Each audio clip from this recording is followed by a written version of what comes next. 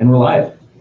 Thanks everyone for joining us. My name is Alec Foster. I'm a Googler here. I work on a mix of YouTube technical troubleshooting, and I also assist the Take Action team on public policy projects. I'm also a former Google student ambassador and founder of the Student Net Alliance. With us today, we have Stephanie Izquieta, another Google student ambassador and a fellow board member on the board of Student Net Alliance. And also we're joined, we're very honored to have Derek Slater from Google's public policy team, who is here to explain some recent developments in the fight to reform government surveillance, and also has some great updates to share on some new bills that have been introduced in Congress. So Derek, do you want to start by introducing yourself and telling us about what Take Action is? Sure, happy to. And thanks, Alec and Stephanie, for having me here and for getting the chance to talk to all of you. I've had the opportunity to talk to student ambassadors and Student Net Alliance a couple of times before. And somebody who sort of started in internet policy and engaging on internet freedom issues, myself as a student, many years ago now, but still as a student, it's always exciting when I get to interact with other people who are coming to these issues while they're in college, learning about them and getting engaged. So thanks for your time and attention. Here at Google, I'm on the public policy team. One of the hats I wear is with Google Take Action, google.com/Take Action. This is a project we started about 3 years ago to give users a way to engage in the public policy issues that affect them and the internet. Obviously, there are a bunch of issues that matter to Google and our ability to innovate, but those all have knock-on effects on our users, and we wanted to provide a way to both educate people about some of the complex issues that often come up in the public policy landscape, engage them and activate people, and also provide a way to just listen to the community. It's something that I think as a company we can always do a better job at. These sorts of public policy issues are often hard. We're not always going to agree. Hopefully we will. But where we don't, we should at least be able to have a conversation and listen to where everybody's coming from. What we're going to talk about today is surveillance reform, because we're really at a critical moment. Before we get into the surveillance reform discussion, I just want to say, for those of you watching the call, feel free to just, if you have any questions that come up, we're going to be answering questions at the end. So you can add them using the QA tool in the Hangout on air, and we'll take them up. Sure. Okay. So it's going to be in June, 2 years since Edward Snowden started the raft of revelations about NSA surveillance, and that really reignited the conversation about what are the right rules and laws to limit surveillance that we can both protect security and privacy. Mm-hmm. We're now hitting a really important moment. One of the first programs that Snowden revealed was this program of in bulk collecting phone records, or the metadata of phone records, that is, who called who and when. And what was revealed is that everybody's phone records in the country were being collected, not just suspected criminals, not just suspected terrorists, but everybody who was a customer. Ordinary people.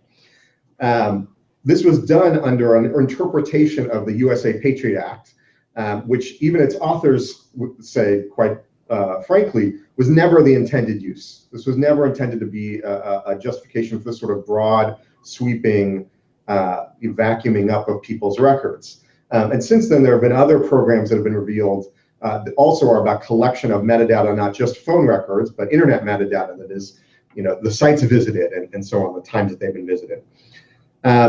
So why does this matter right now? Well, at the end of this month, or rather the beginning of next month, the key provision of the Patriot Act that the government has used to justify this mass metadata phone collection program is about to sunset. That is, the provision goes away.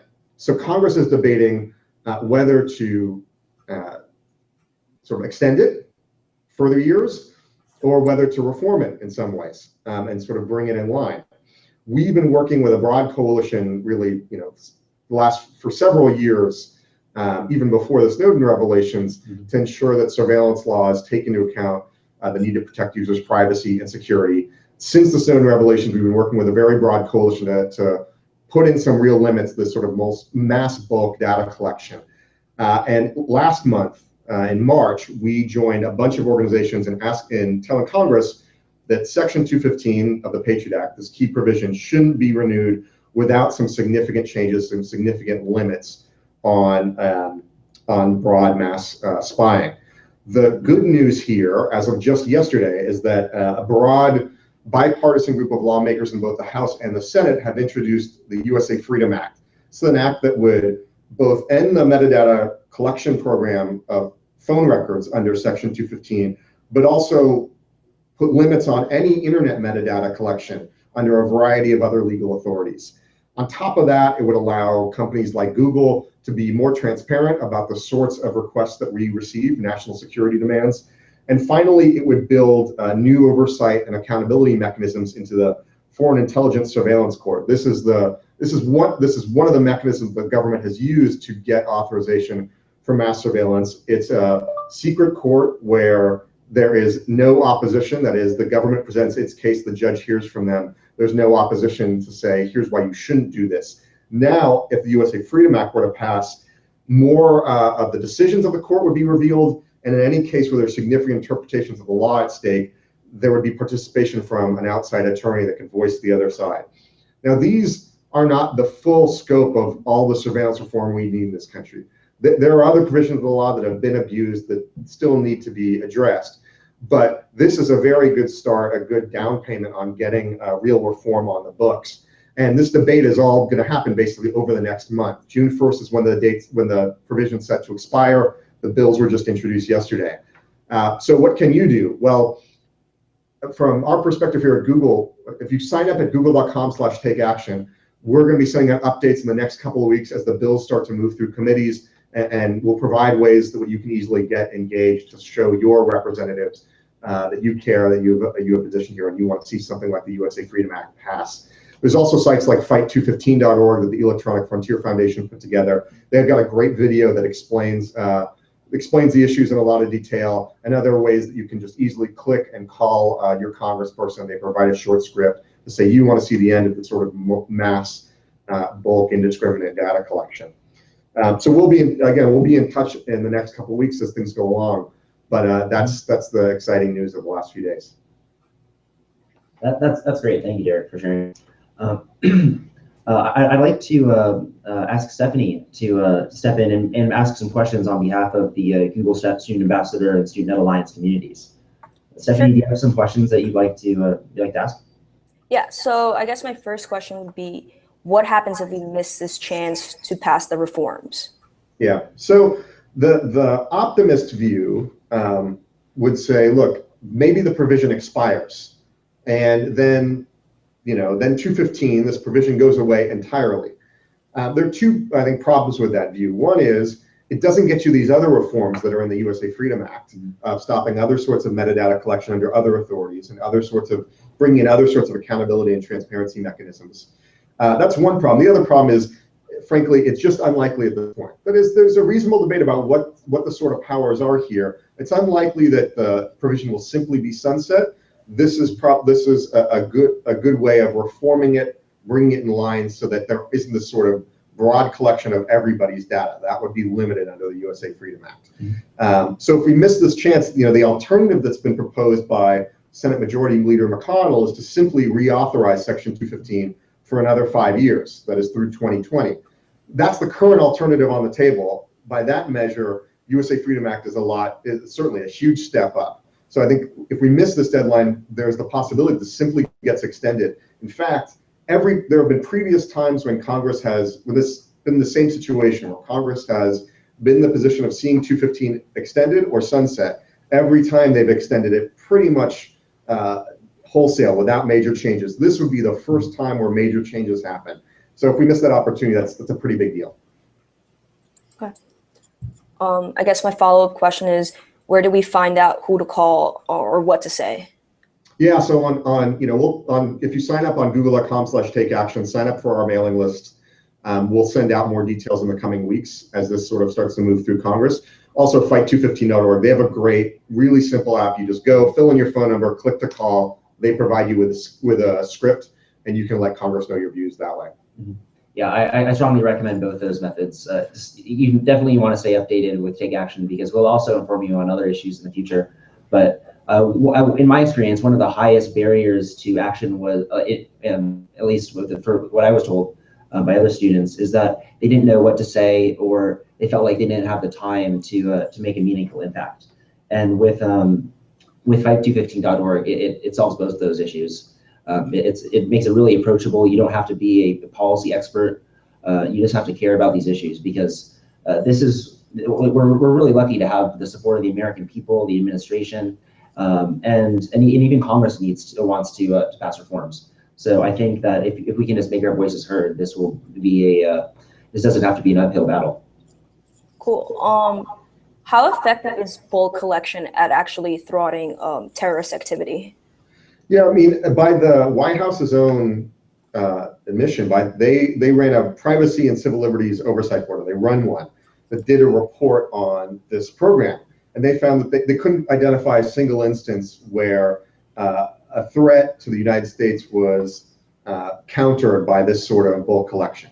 They couldn't identify a single instance where that was the case.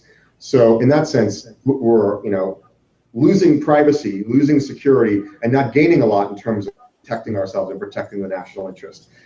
So there's not even a trade-off here. It's simply we need to fix this and get the law back in check. Yeah, and these laws have been around for plenty of time. If they were effective at thwarting terrorist activity, we would have had more examples than what's been provided. Yeah, and just look, I think there is now, again, 2 years on since the revelations really, or the Snowden revelations started and reignited this conversation about NSA spying. I think there's a broad consensus that we need to rein in some of these activities. It's not that surveillance is never okay. Obviously, there need to be ways to go after criminals, to go after terrorists, but those need to be within the bounds of the law, narrowly tailored to the objective of actually going after terrorists in the ways that respect, privacy and security of ordinary citizens. I think the key thing here is, under the Fourth Amendment, typically you need particularized suspicion. You need to say this person we suspect of being a criminal or a terrorist or so on. What's troubling about what's been going on under the Section 215 is this bulk collection of everyone's data. You don't have to be suspected of a crime. You simply your data is collected anyway. That's the sort of thing we think really needs to be reined in, that sort of mass indiscriminate surveillance. That's great.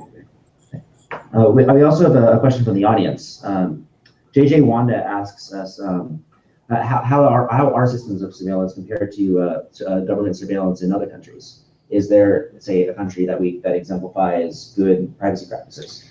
Yeah, I think it's hard to paint with broad brush here because there's a wide diversity across the world.